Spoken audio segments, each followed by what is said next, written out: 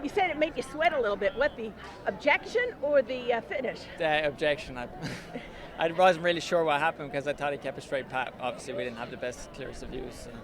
Just, you love this horse all along. Just your thoughts, put this race in perspective. Yeah, I mean, he ran like he was training. He had some very, very good works at Churchill. He's just maturing at the right time, and hopefully he can progress from here. A big effort, first time around 2 turns, first time in big effort, off a maiden. Yeah, no, I was very happy how he rated.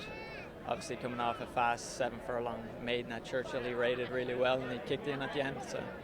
And that's a nice horse too that I think was stepping. Very nice horse. I know Brad was always high on him, and I think he's on an upward curve too, so hopefully 2 nice colts. Yeah, I kicked early. Did you feel that was the winning move? Well, I could feel him creeping up his inside, and I knew he'd stay.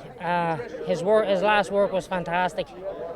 I just happy it paid off today, He doesn't do everything he's asked. He has to be told sometimes, which is a great thing. So. A few anxious moments there when the light came on? No, not really, because I don't know where I interfered with him. He did break in a little bit, but his horse didn't break either, and we kind of made contact. But that's the first jump. I grabbed immediately, and look, he actually came and leaned on me the last 16, so my horse run his race. He showed a lot of grit and a lot of tenacity today, so I'm happy with that. First race around 2 turns coming off a maiden race. Just put in perspective how big this was. This is huge for him. Because he only does enough, we haven't got to the bottom of him yet. Well, Michael hasn't got to the bottom of him yet. Walking onto the track the other morning before his last work for here, he's just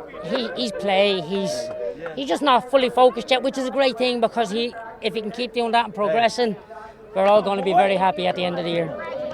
You said you knew he'd stay, so you think beyond 8.5 is in his scope? Oh, I guarantee it. I promise you. And if they go fast in front of him, even better. Yeah, because I've been to Churchill the last 2 works since we bought the horse, and I told my wife Maddie and my other partners it's going to take a very good horse to beat us that day, and thankfully I was right.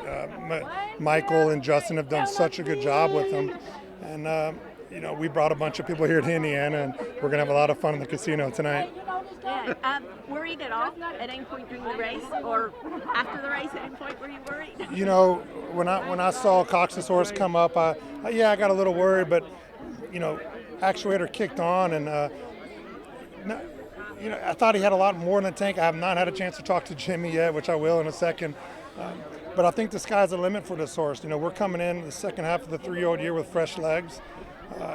Obviously, he's a dirt horse. He's a 2-turn dirt horse, I think. Maybe we'll cut him back to the 7/8. Whatever, Michael and Justin decide to do is, we're along for the ride. And I was telling Paul earlier, I'm just very thankful the original owners let us buy into the horse, and we bought a majority piece, and we kept it with Michael, and nothing's going to change. You got to be glad your buddy watched the race, Chris, and called you and said, "Did you see that race?" Oh, so Chris is the reason behind it. So I'm thrilled for Chris. He was the one that put him on my radar. We bought the horse, and and I'm thrilled for all my partners. They took a plane today from Houston to Indiana. No one's ever been to Indiana before. So they believed in me enough to buy it. The state? Or? No, the track. I'm sorry. Okay. They've never been to Indiana or to Horseshoe Indianapolis, and so we brought a whole bunch of people here to experience it, and I'm so happy we won.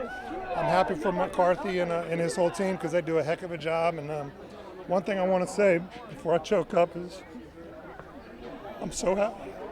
Please put prayers up for George Weaver. Hey, I can't get that. Cindy's fighting for her life. You're right about this horse, and just put in perspective him winning the Indiana Derby. Yeah, no, absolutely. Look, I mean, He was working really well, you know, over the past number of weeks since his run at Churchill Downs. And I know I spoke to Mike McCarthy this morning, and I asked him. I know he doesn't like giving answers, you know, as any trainer does. But I said, Mike, look, do you think can we be quietly confident going into today? And he said, yeah, look, Gavin, absolutely. I think the horse obviously is working lights out, and I think you've got a real fighting chance to be there today. So, look, it's a whirlwind of emotion. You know, the story went out obviously last night or the night before, as you wrote, and just to have the cherry on top to have to win today is it's unbelievable. Yeah. Just because you pay a certain amount for a horse doesn't mean that's what they're worth. Well, and no, in your look, case, yeah. Well, look, the price doesn't reflect the quality of the thoroughbred that he is. Do you know what I mean? Like, he's regally bred, and he was raised to the highest of standards. So he had every chance. You know, it's just, it's incredible. Absolutely incredible. 2,200. What do you do for an encore? 2,200. Oh my God! I tell you what. Look, we'll.